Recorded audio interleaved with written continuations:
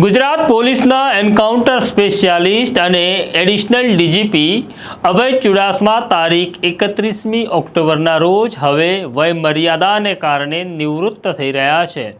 અભય ચુડાસમાનો એક સમય હતો, દબદબો હતો, તેમનો સૂર્ય મધ્યાહને તપતો હતો અને તેઓ સીધા મુખ્યમંત્રી અને ગૃહમંત્રી સાથે વાત કરી શકતા હતા। પણ આજે ચક્ર ફર્યું અને આજે હવે તેઓ કરાઈ પોલીસ એકેડમીમાંથી નિવૃત્ત થઈ રહ્યા છે।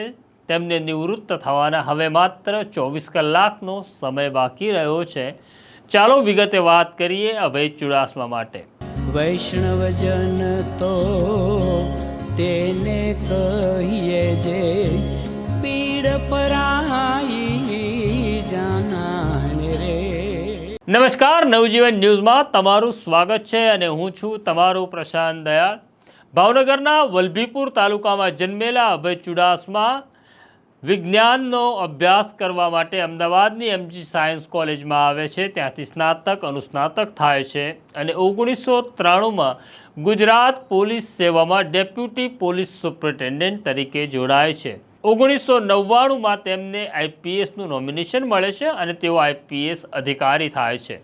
આ દરમિયાન અલગ અલગ જિલ્લાઓમાં તેમણે એસપી તરીકેની ફરજ પણ નિભાવી અને આ દરમિયાન તેમનો નાતો ગુજરાતના તત્કાલીન ગૃહમંત્રી અમિત શાહ સાથે ખૂબ નજીકનો થઈ ગયો હતો, જેના કારણે તેમને એક્ઝિક્યુટિવ પોસ્ટિંગ મળતા રહ્યા।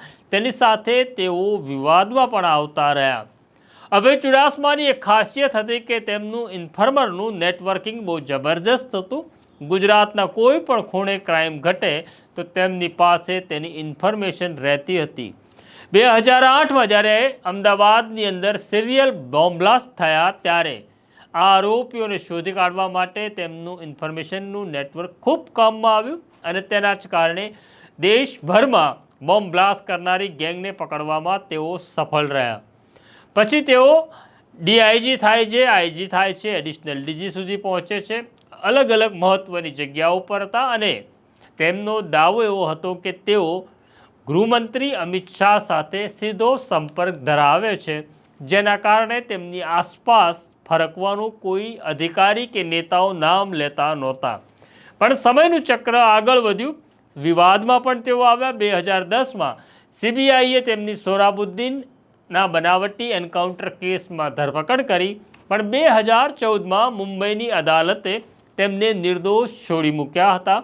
ત્યાર પછી તેમનો સૂર્ય વધારે મધ્યાહને તપ્યો અને તેમના નામના સિક્કા પડતા હતા। પણ અચાનક ભૂપેન્દ્ર પટેલ મુખ્યમંત્રી થયા પછી સમયનું ચક્ર બદલાયું। ગાંધીનગરમાં રેન્જ આઈજીપી તરીકે ફરજ બજાવનાર અભય ચુડાસમાને એડિશનલ ડીજીપીનું પ્રમોશન મળે છે, પણ તેમને મૂકી દેવામાં આવ્યા કરાઈની પોલીસ એકેડમીમાં। કરાઈની પોલીસ એકેડમીમાં એ જ અધિકારીને મૂકવામાં આવે છે કે જેમનો નાતો, જેમનો સંબંધ હવે સરકાર સાથે સારો રહ્યો નથી। 9 મહિના પહેલાં અભય ચુડાસમાએ આખી ઘટનાથી ત્રસ્ત થઈ રાજીનામું મૂકી દીધું હતું, પણ સરકારે તેમનું રાજીનામું ન સ્વીકાર્યું અને હવે તેઓ 31 ઓક્ટોબર 2025ના રોજ વયમર્યાદાને કારણે નિવૃત્ત થઈ રહ્યા છે। આ દરમિયાન તેઓ જે સમાજમાંથી આવે છે એટલે ક્ષત્રિય કારડિયા રાજપૂત સમાજ માટે ખૂબ કામ કરવાની શરૂઆત કરી। તેમના સમાજના યુવાનો શિક્ષણમાં અને સરકારી સેવામાં આવે માટે તેઓ કાર્યરત છે। તેમના નજીકના સૂત્રો એવું માને છે કે તેઓ રાજકીય ક્ષેત્રમાં પ્રવેશ નહીં કરે, પરંતુ સામાજિક ક્ષેત્રમાં તેઓ હવે કામ કરવાના છે। આમ ગુજરાતના એન્કાઉન્ટર સ્પેશિયાલિસ્ટ ગણાતા અભય ચુડાસમા હવે ગુજરાત અને ભારત પોલીસમાંથી નિવૃત્ત થઈ રહ્યા છે। તો આ પ્રકારની સ્ટોરી જોવા નવજીવન ન્યૂઝ જોતા રહો, લાઈક કરો, શેર કરો। મને મારા સાથી સોનુ સિંહને રજા આપો। નમસ્કાર।